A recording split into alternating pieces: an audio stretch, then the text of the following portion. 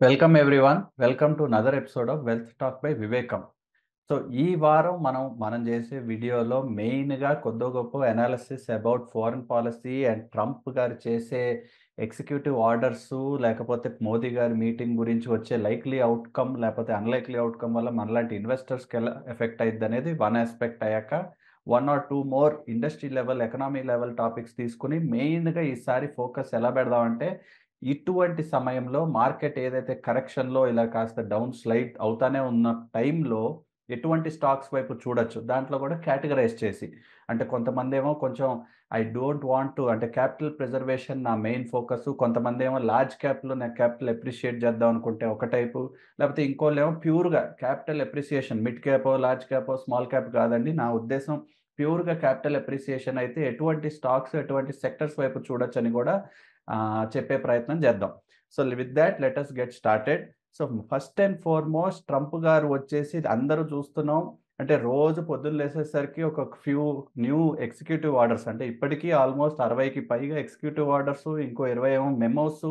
అంటే foreign policy అవ్వచ్చు, immigration అవ్వచ్చు, ఇంటర్నల్ వారి యొక్క ఎఫిషియన్సీ మీరు చూస్తా ఉండుండొచ్చు ఆల్రెడీ ఇలాన్ మస్క్‌తో పాటు ప్రెస్ కాన్ఫరెన్స్‌లు ఆ ఇంటర్నల్‌గా వాళ్ళు గూడా ఎలా అయితే ఎఫిషియన్సీ పెంచే ప్రయత్నం చేస్తా ఉన్నారో, ఇయన్నీ రోజుకి వస్తా ఉన్నాయి. ఆ యొక్క ఇంపాక్ట్ గూడా ఆల్మోస్ట్ గ్లోబల్ సినారియోలో రోజు తెలుస్తా ఉన్నాయి. అంటే సడెన్‌గా ఒకసారి చూస్తేనేమో 160 పాయింట్ల అప్పు. ఇంకో 2 నిమిషాలు, 10 నిమిషాలు చూసిన తర్వాతేమో ఇండెక్స్ ఏమో అరౌండ్ 35 పాయింట్స్ డౌన్. ఇలా ర్యాపిడ్ స్వింగ్స్, ర్యాపిడ్‌గా మూవ్ అవుతున్న ఈ సమయంలో మెయిన్‌గా అసలు ఎటువంటి కైండ్ ఆఫ్ ఇన్‌సైట్స్ అనేది తీసుకోవాలి first and foremost based on ఈ ఇంపాక్ట్ విత్ ట్రంప్ పాలిసీస్. దాని గురించి చెప్పాక మోస్ట్ ఇంపార్టెంట్ ఫర్ మన డొమెస్టిక్ ఇన్వెస్టర్స్‌కి మోడీ గారి మీటింగ్ ఏదైతే ఉందో, దాని నుంచి వచ్చే ఔట్‌కమ్ ఎలా ఉంటది? ఎందుకంటే చాలామంది చెప్తా ఉన్నారు మోడీ మేబీ చాలా గిఫ్ట్స్ తీసుకెళ్తా ఉండుండొచ్చు ఆల్రెడీ. వారి కొన్ని పాలిసీ పరంగా గూడా కొన్ని ట్రీట్మెంట్స్ కొంచెం మార్చి వారికి ఫేవరబుల్‌గా ఇమ్మిగ్రేషన్‌లో గూడా చాలా సపోర్ట్ ఇచ్చి చాలా ఫేవరబుల్‌గా ట్రై చేస్తున్నారు. But suppose he is not receptive to these changes, investor sentiment ఎలా ఇంపాక్ట్ అయిద్ది? ఓకే యశ్వంత్, ఎప్పుడు కూడా అమెరికన్ ప్రెసిడెంట్ని మనకి అనుగుణంగా నడుచుకుంటారు అని ఆశించటం, పర్టికులర్గా ట్రంప్ లాంటి పర్సనాలిటీ సీట్లో కూర్చున్నప్పుడు చాలా అత్యాశ అవుతుంది.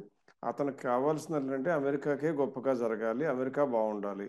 అమెరికా గొప్పగా ఉండటానికి వేరొక కంట్రీని దెబ్బతీయాలి అంటే భారత్ అవసరమైతే భారత్కి కొద్దిగా కొమ్ము కాచే అవకాశం ఉందేమో, కానీ అదర్వైజ్ భారత్ యొక్క నడ్డి విరవటానికి ఒక్క క్షణం కూడా హెసిటేట్ చేయని వ్యక్తి ట్రంప్. అయితే ఇక్కడ మనం గమనించాల్సిందంటే మిగతా దేశాలకిను భారతదేశానికి వాణిజ్యపరంగా ఆలోచిస్తే అమెరికాతో ఉన్న సంబంధాల్లో తేడా ఏంటో చూడాలి.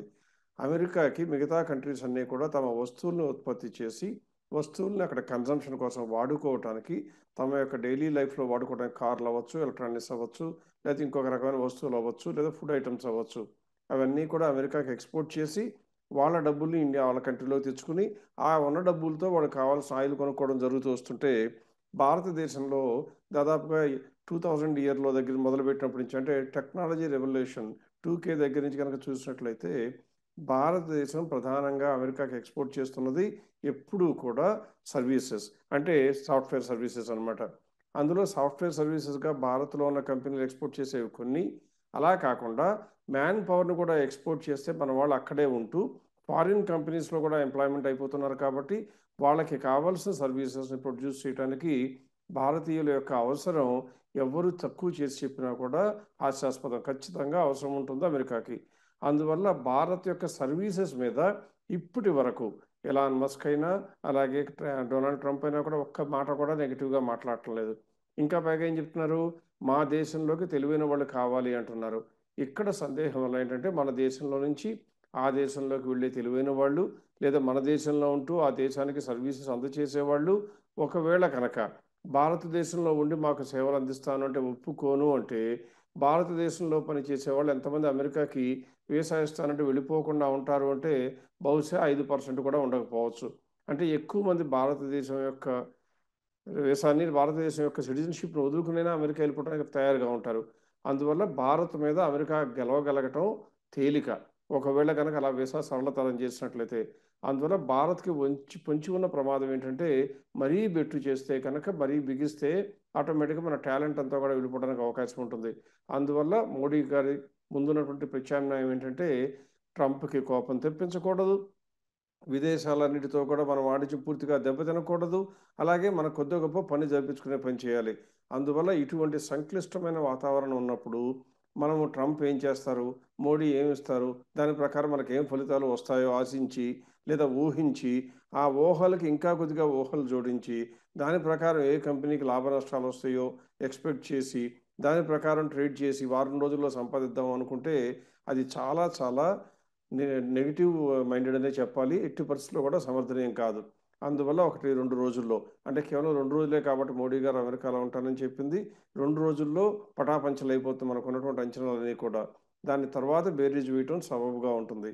కానీ ప్రస్తుతానికి మాత్రం రాబోయే సంవత్సరంలో ఓవర్ నైట్గా ట్రంప్ గారు చేసినటువంటి టారిఫ్లు వేసినట్లుగా సాఫ్ట్వేర్ సర్వీసెస్ మీద లేదా మిగిలిన సర్వీసెస్ మీద వేసే అవకాశం నా అంచనా ప్రకారం, కేవలం నా అంచనా ప్రకారం 0%.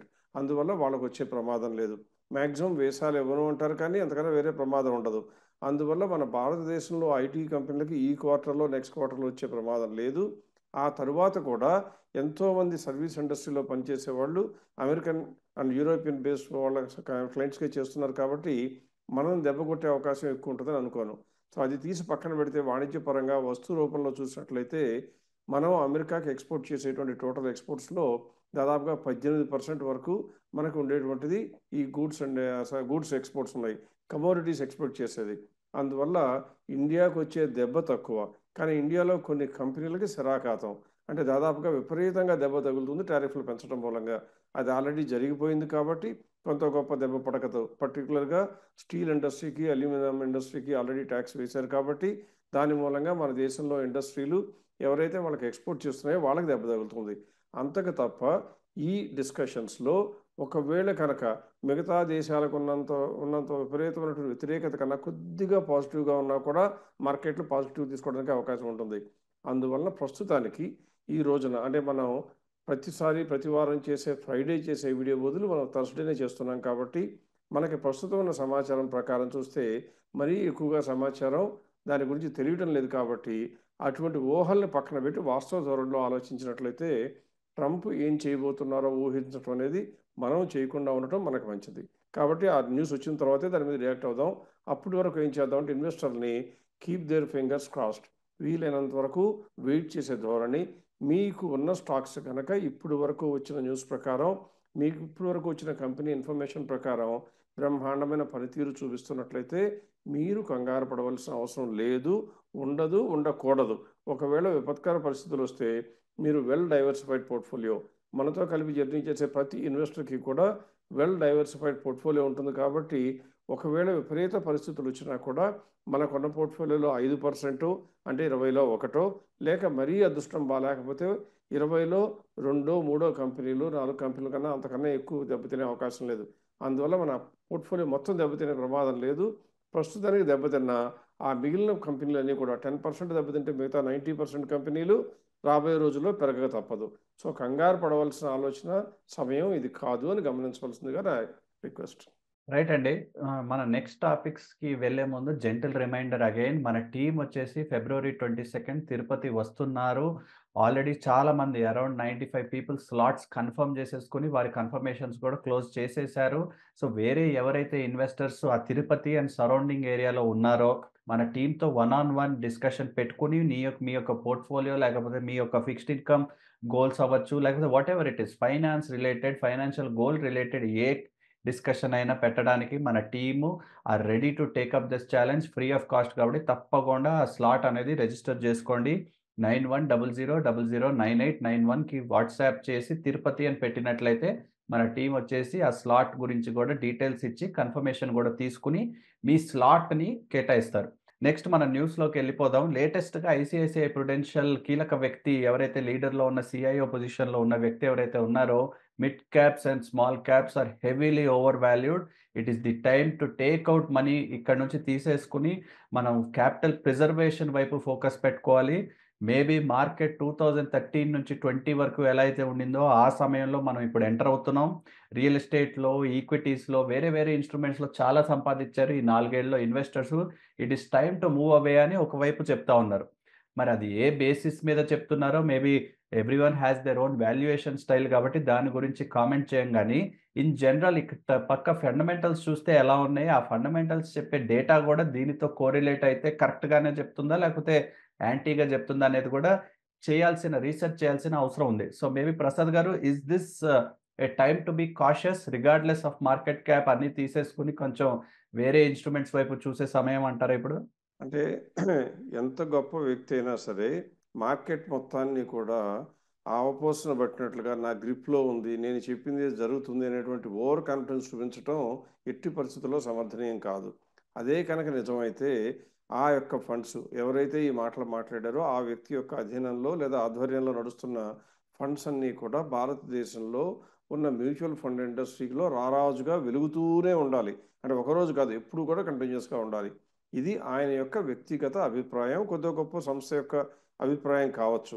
కాకపోతే ఎప్పుడు కూడా ఇన్వెస్టర్లు గమనించాల్సింది ఏంటంటే మనకంటూ ఒక అంచనా ఉండాలి. అన్ని కంపెనీలు బాలేవు అని చెప్తే లాభాలు 2 రెట్లో 3 రెట్లో పెంచుకున్న కంపెనీ కూడా అమ్మాలా అంటే ఆయన చెప్పిన దానిలో అర్థం ఏంటంటే మొత్తం అమ్మేయండి.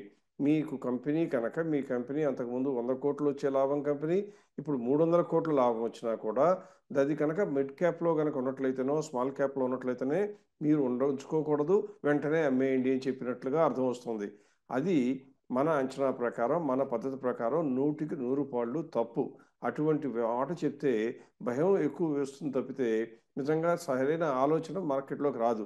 అంటే నెంబర్లు చూడటం అనవసరం, నేను చెప్పిన మాట ప్రకారం కొనుక్కోండి, నేను అడ్వైస్ చేసినప్పుడు భయపెట్టినప్పుడు భయపడండి, అమ్మమంటే మొత్తం అమ్ముకుని బయటికి వెళ్ళిపోండి, మళ్ళీ రమ్మంటే రండి అన్నట్టుగా చెప్పడం ఇన్వెస్టర్లు ఒక రకంగా చేతగానే దద్దమ్మలుగా తయారు చేసే ప్రయత్నంగా నాకు తోస్తుంది. కాబట్టి మనం ఎప్పుడైనా సరే ఒక కంపెనీ గురించి అమ్ముకోమని చెప్పినా కొనుక్కోమని చెప్పినా దానికి కారణాలు చెప్పగలగాలి. ఆ కారణాలు ఎంత సహేతుకంగా ఉండాలి అంటే ఈ కంపెనీకి లేదా ఈ కోవకి చెందిన కంపెనీలకి రాబోయే రోజుల్లో ఫ్యూచర్ ప్రాస్పెక్ట్స్ బాలేవు అని వేరే వాళ్ళు చెప్పినట్టుగా చెప్తే అదైనా ఒక మార్గం.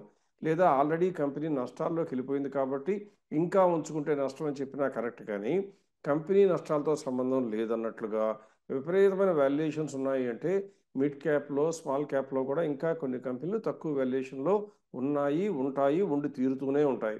అందువల్ల అన్నీ కలిపి లాక్ స్టాక్ అండ్ బ్యారెల్ అమ్మేసుకోండి అని చెప్పడం ప్రజల మనస్సుని చదివి ప్రజలకి కొద్దిగా గొప్ప మంచి చేయాలని ఉద్దేశంతో చెప్పిందే అయినా అది సరైన సంకేతాలు ఇవ్వదు. అన్నిటిని మించి నేను ఎందుకు ఇంత తీవ్రంగా ఒత్తిడి చేసి చెప్తున్నానంటే ఒకవేళ ఈ సంస్థ ఆ సంస్థలో పనిచేస్తున్నటువంటి సదరు వ్యక్తి కనుక నిజంగా ఇటువంటి సిద్ధాంతాన్ని నమ్మినట్లయితే మొట్టమొదటి చేయవలసిన పని ఏంటి? వారి వద్ద అధీనంలో ఉన్న స్మాల్ క్యాప్లో కానీ మిడ్ క్యాప్లో కానీ కనుక స్కీమ్లు ఉన్నట్లయితే వీరు చెప్పిన చర్య ఆ స్కీమ్లో కూడా చేసి ఉండాలి. చేశారా లేదా చూడాలి. చూడాలంటే ఏం చేద్దాం మనం? ఎప్పుడు కూడా రోజు చేసే చర్యలు మనకు తెలియవు కాబట్టి కనీసం ఇటువంటి మాటలు కొన్ని రోజుల నుంచి వినపడుతూ ఉన్నాయి కాబట్టి ఈయనకి కనుక ఈ విజ్డమ్ కొద్దిగా ముందే వచ్చింది, ఇప్పుడే చెప్పడం జరిగింది అనుకుంటే మనం చేయవలసింది ఏంటి? జనవరి ఎండింగ్కి పోర్ట్ఫోలియో డిక్లేర్ చేశారు, అలాగే డిసెంబర్ ఎండింగ్కి పోర్ట్ఫోలియో డిక్లేర్ చేశారు. నేను స్థూలంగా ఒకసారి అనలైజ్ చేయడానికి ఏం ప్రయత్నం చేశానంటే ఆ ఐసిఐసిఐ ప్రుడెన్షియల్ యొక్క స్మాల్ క్యాపు, ఐసిఐసిఐ ప్రుడెన్షియల్ యొక్క మిడ్ క్యాప్ పోర్ట్ఫోలియోస్ని తీసుకుని డిసెంబర్ నాటికి ఎలా ఉన్నాయి, జనవరి నాటికి ఎలా ఉన్నాయో చూశాను. చూసి నేను ఏం చేశానంటే ఈ స్మాల్ క్యాప్ మిడ్ క్యాప్ సెగ్మెంట్లో ఎక్స్పోజర్ ఉన్న కంపెనీలు మొత్తం నెంబర్ ఎన్ని, సంఖ్య ఎన్ని, అందులో ఎన్ని వీళ్ళు అమ్మివేయటం జరిగింది. ఈయన చెప్పినంత తీవ్రమైన పదజాలం వాడినట్లయితే అన్నీ అమ్మేసుకోమని చెప్తుంటే కనీసం అన్నీ కాకపోయినా 50% అన్న అమ్మాలి కదా. చూశాను. ఇప్పుడు మీకు ఏం చేస్తానంటే ఆ స్టాటిస్టిక్స్ గురించి బ్రీఫ్గా చెప్తాను. ఇది వేరొక వ్యక్తినో లేకపోతే వేరొక సంస్థనో నెగటివ్ లైట్లో చూపించాలని కాదు. అంటే వ్యాఖ్యకి వాస్తవానికి మధ్యన ఎంత అంతరం ఉంటుందో అందువల్ల ఎవరి వ్యాఖ్యనైనా తీసుకోబోయే ముందు మనం పించ్ ఆఫ్ సాల్ట్ అంటాం, కొద్దిగా డౌట్తోనే మనం తీసుకోగలగాలి. దాన్ని సరైన అనాలిసిస్ మనమే చేసుకోవాలి. అంటే విశ్లేషణ మనం చేసుకోకుండా గుడ్డిగా నమ్మటం మనకు విపరీతమైన నష్టం చేస్తుందని చెప్పడానికి మాత్రమే నా ప్రయత్నం. ఇప్పుడు ఆ స్టాటిస్టిక్స్ చెప్పే ప్రయత్నం చేస్తాను. ఇప్పుడు మొదటగా వారి అధీనంలో నడుస్తున్నటువంటి స్మాల్ క్యాప్ ఫండ్ని అంటే ఐసిఐసిఐ ప్రుడెన్షియల్ స్మాల్ క్యాప్ ఫండ్లో టోటల్ పోర్ట్ఫోలియో ఎంత ఉందో చూసి అందులో ఎంత వాల్యూ ఉన్నాయో చూడటమే కాకుండా అందులో ఉన్నటువంటి స్మాల్ క్యాప్ షేర్లో ఎన్ని వీళ్ళ ప్రకారం క్వాంటిటీ తగ్గించుకున్నారంటే హోల్డింగ్స్లో అమ్మి వేసి జాగ్రత్త పడ్డారో తమ ఇన్వెస్టర్స్ కోసం చూడటానికి ప్రయత్నం చేస్తున్నాను. ఇక్కడ స్మాల్ క్యాప్లో చూసినట్లయితే మొత్తం 109 షేర్లలో అంటే డిసెంబర్ నాటికి మనం చూసినట్లయితే డిసెంబర్ జనవరి హోల్డింగ్స్ నేను పోలుస్తుంటే మొత్తం మీద 109 డిస్ట్రిక్ట్ కంపెనీస్ ఉంటే అందులో వీళ్ళు 10% కన్నా ఎక్కువ క్వాంటిటీ మొత్తం కూడా అమ్మాలని నేను కోరుకోలేదు. వాళ్ళకున్న క్వాంటిటీలో డిసెంబర్ ఎండింగ్ ఉన్న క్వాంటిటీలో కనీసం 10% అమ్మితే ఆయన ప్రజలకి చెప్పినది ఆచరణలో పెట్టుంటారు అని అనుకోవచ్చు. అలా గనక చూసినట్లయితే దురదృష్టవశాత్తు కేవలం మొత్తం కలిపితే 9 కంపెనీలు 8 నుంచి 9 కంపెనీలో మాత్రమే 10% కన్నా ఎక్కువ అమ్మినట్లు కనపడింది. ఇక్కడ కొద్దిగా విపరీత చర్యగా ఒకటి చెప్పాలి అంటే అందులో ఉన్న ఒక కంపెనీ, ఏ కంపెనీ పేరు మనకు ప్రస్తుతం అనవసరం, కావాలంటే ఇవ్వగలను. ఒక కంపెనీలో మాత్రం టోటల్గా అమ్మేశారు. ఒకే ఒక్క కంపెనీలో. ఈయన అందరికీ చెప్పినటువంటి సిద్ధాంతం ఏంటి? లాక్, స్టాక్ అండ్ బ్యారల్ మొత్తం అమ్మేయండి అన్నారు. కేవలం 109 కంపెనీలు ఒక్క స్టాక్లో మాత్రం ఉన్న క్వాంటిటీ అంతా అమ్మేశారు. అనగానే మీరందరూ అమ్మయ్య పర్లేదు కొద్దిగా నిజమే చెప్పారు అనుకుంటారేమో. అక్కడే మీరు ఊపిరి బిగపట్టాలి. ఇప్పుడు నేను వెంటనే ఏం చేశానంటే స్మాల్ క్యాప్లో నుంచి మిడ్ క్యాప్లోకి వెళ్ళి చూశాను. ఏ కంపెనీ అయితే 100% అమ్మారో అంతకన్నా ఎక్కువ క్వాంటిటీ మిడ్ క్యాప్లో మ్యూచువల్ ఫండ్లో కొనడం జరిగింది. అంటే మనం ఏమనుకోవాలి? ప్రజలకి చెప్పేదొకటి, మనం చేసేదొకటి. ఇటువంటి మాట విని భయపడదామా? వినొద్దని చెప్పట్లేదు, జాగ్రత్త చెప్పడం ఎవరైనా చెప్పాలి. రోడ్డుకి లెఫ్ట్ సైడే వెళ్ళండి, రైట్ సైడ్ వెళ్ళొద్దు అని చెప్తారు. ఎప్పుడైనా రోడ్డుకి లెఫ్ట్ సైడ్ కనుక ఏదైనా రోడ్లో అడ్డంకి ఉంటే రైట్ సైడ్కి వెళ్ళొచ్చు. అందువల్ల రైట్ సైడ్కి కూడా అవసరమైతే వెళ్ళండి అని చెప్పడం ఎంత కరెక్టో ఈయన కూడా చెప్పిన మాట కరెక్టే అవ్వచ్చు. కానీ చెప్పిన తీరు, చెప్పినటువంటి వేదిక, చెప్పిన సమయం ఇన్వెస్టర్లో భయాందోళన కలిగించే అంశంగా ఉంది కాబట్టి ఇంత చర్చించడం జరుగుతుంది. ఇప్పుడు నేను ఏం చేస్తానంటే ఇలాగే మిడ్ క్యాప్లో కూడా, అంటే స్మాల్ క్యాప్లో ఎలా అయితే చూసామో ఇప్పుడు మిడ్ క్యాప్లో కూడా టోటల్ ఎన్ని షేర్స్ ఉన్నాయో చూడడానికి ప్రయత్నించాను. అందులో మిడ్ క్యాప్లో ఉన్న షేర్స్ చూస్తే కేవలం 93 కంపెనీలు ఉన్నాయి. 2024 డిసెంబర్ నుంచి 2025 జనవరి ఎండింగ్ వరకు 2 నెలలు కలిపి చూస్తే అందులో ఎన్ని మొత్తం అమ్మేశారని చూస్తే మొత్తం 10 కంపెనీల్లో మాత్రమే మొత్తం అమల కొద్దిగా తగ్గించారు. మొత్తం మీద ఒక 3-4 కంపెనీలు మాత్రం ఇందులో ఎక్కువ అమ్మారు. అంటే మిడ్ క్యాప్ సెక్టర్లో మాత్రం ఒక 4-5 కంపెనీల్లో మొత్తం అమ్మేశారు, కానీ మిగిలిన కంపెనీలు కొద్దిగా తగ్గించారు.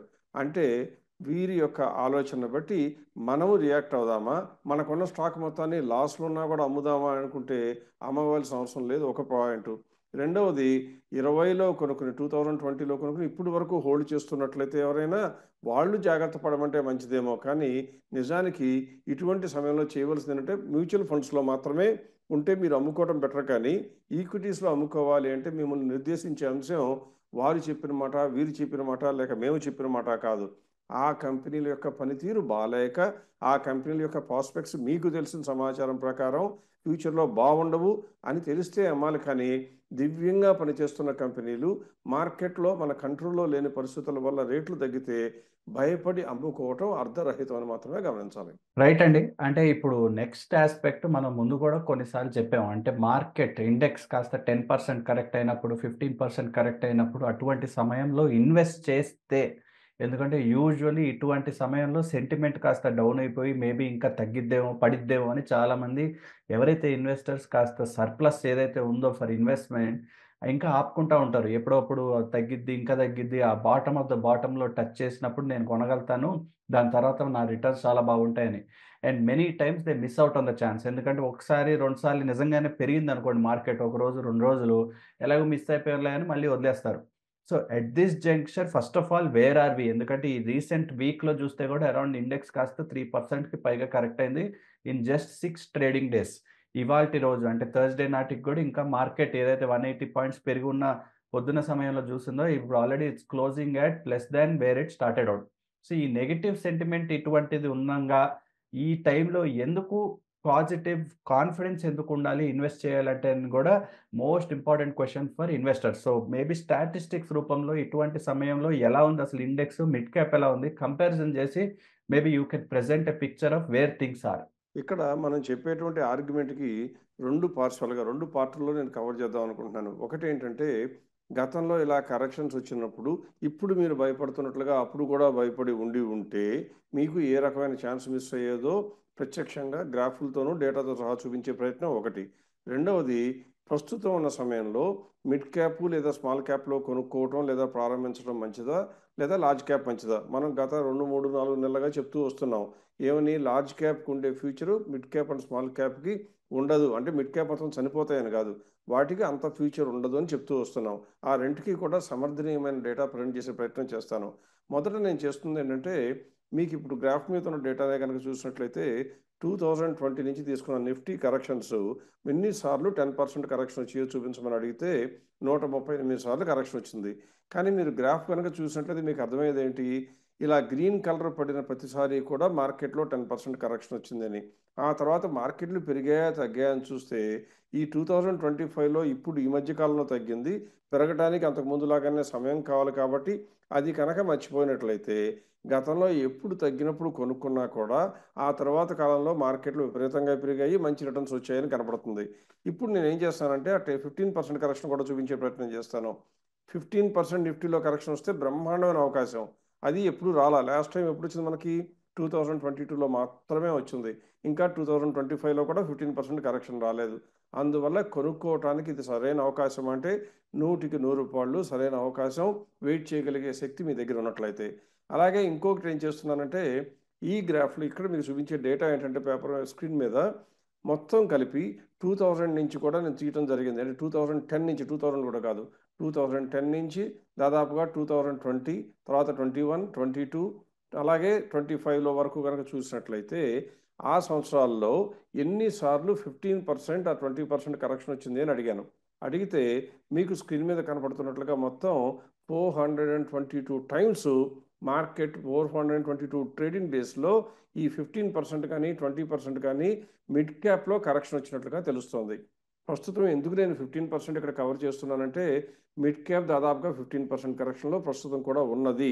అంటే 422 సార్లు వస్తే మీరు ఎవరినో నమ్మే బదులుగా కేవలం మిడ్ క్యాప్లోనే ప్రాసెస్ మన ఇన్వెస్ట్మెంట్ స్టార్ట్ చేసి మనం నమ్ముతున్న చెప్పుతున్న సిద్ధాంతం ప్రకారం అంటే గ్రోత్ ఉన్న కంపెనీలో కొనుక్కోవటం, వాటికి మనం అనుకున్న ఫెయిర్ వాల్యూ అంటే గ్యారంటీగా రావాల్సిందే అని మీరు నేను అందరం కలిపి చెప్పినా కూడా మార్కెట్లో ధర రాకపోవచ్చు. కానీ మనకంటూ అంచనా ఉండాలి. మనం అంచనా కట్టిన ఫెయిర్ ప్రైస్ కన్నా బాగా తక్కువలో ఉన్న కంపెనీలు కొనుక్కోవటం ప్రాసెస్. అది ఎన్నోసార్లు మీకు చెప్పడం జరిగింది. అలా కనుక చేసినట్లయితే నెక్స్ట్ ఈ టైంలో అంటే 3 ఇయర్స్ 5 ఇయర్స్ టైం ఉంటే సంవత్సరానికి 20% చొప్పున కాంపౌండెడ్ యాన్యువల్ గ్రోత్ రేట్ ఎన్నిసార్లు వచ్చిందని చూస్తే 98.34%. 422 కేసులు ఉంటే అందులో 415 సార్లు 98.34% మనకి సంవత్సరానికి 20% లేదా అంతకన్నా ఎక్కువ వచ్చింది. అంటే మన మొత్తం డబ్బులు మొత్తం కూడా కాంపౌండెడ్ యాన్యువల్ గ్రోత్ రేట్ కాబట్టి 4 సంవత్సరాల్లోనే డబుల్ అయిపోయే అవకాశం వచ్చింది. అందువల్ల ఇంత బ్రహ్మాండమైన అవకాశాలు 98.34% అంటే ఎంతతో సమానం అంటే 100తో సమానం.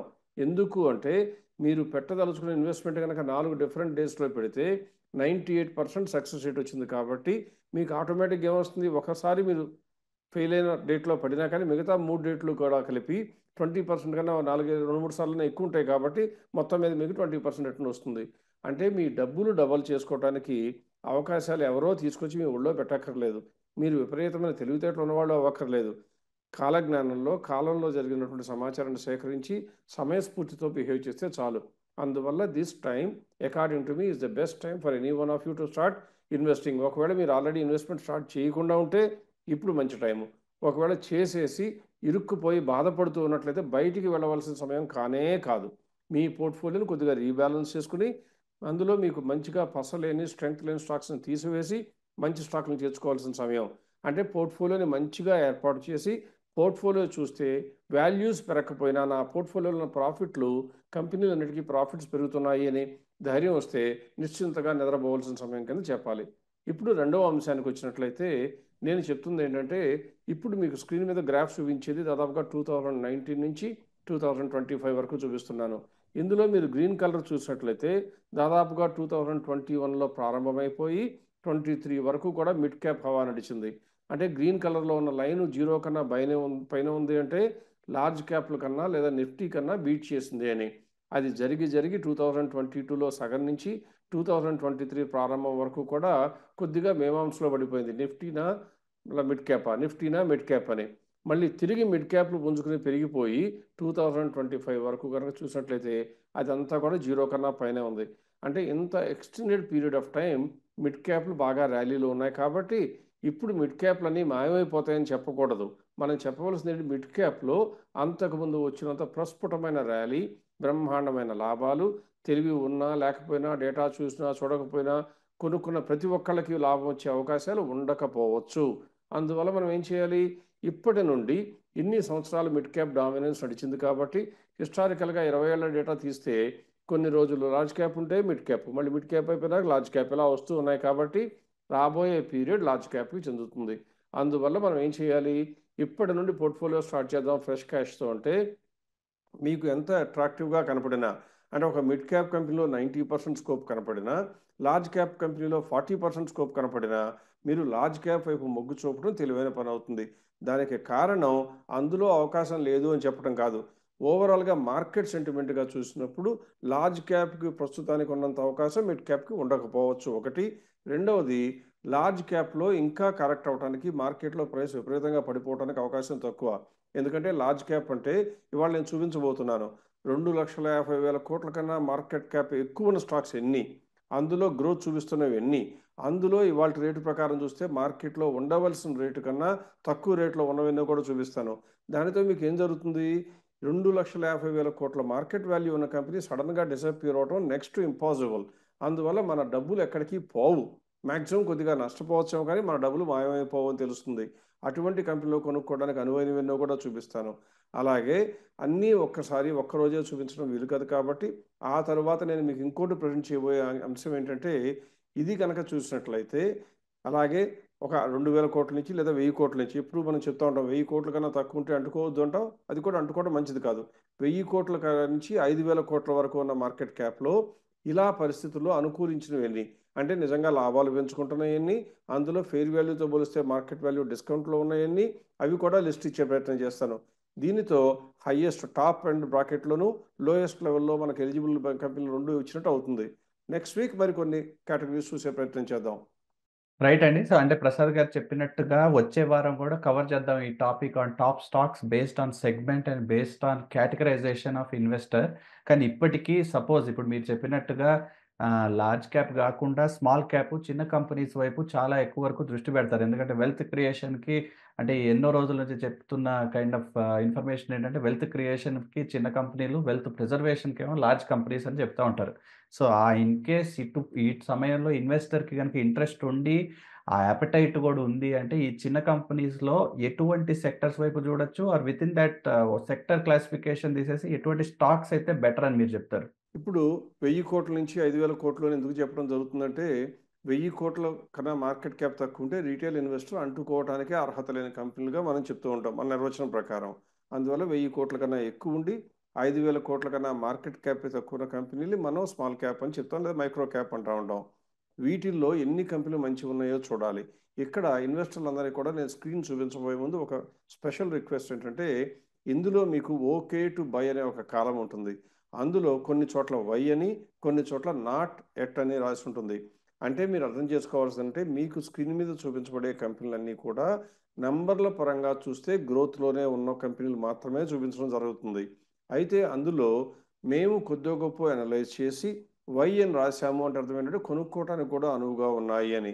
లేనివి అనువుగా లేవు అని చెప్పడం కాదు, వాటిని ఇంకా మా దృష్టిలో పడలేదు. కారణం ఏంటంటే, మార్కెట్లో 1,000 కంపెనీలు ఉంటే 1,000 కంపెనీని సమగ్రంగా పరిశీలించే కెపాసిటీ నాకు ఉంటుంది, లేదా మా సంస్థకు ఉంటుంది అనేటువంటి అబద్ధం చెప్పే అవకాశం రాకూడదు.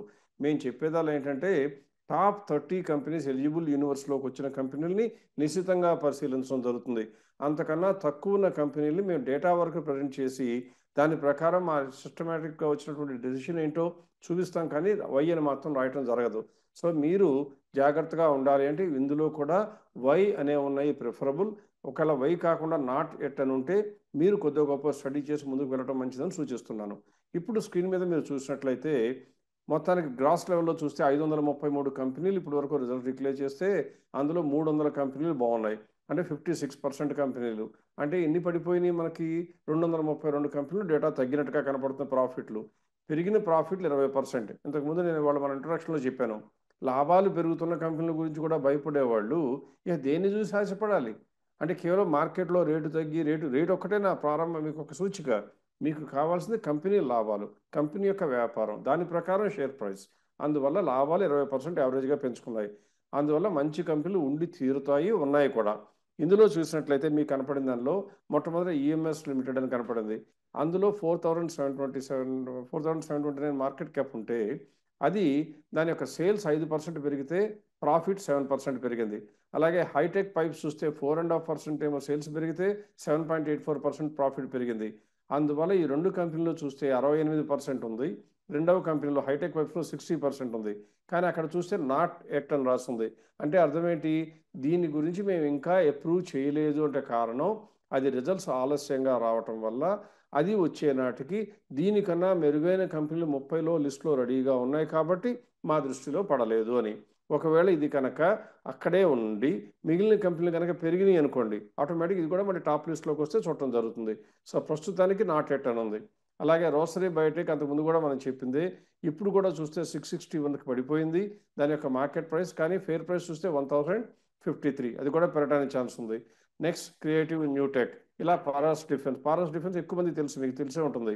6.86% సేల్స్ పెరిగితే 18.9% ప్రాఫిట్ పెరిగింది.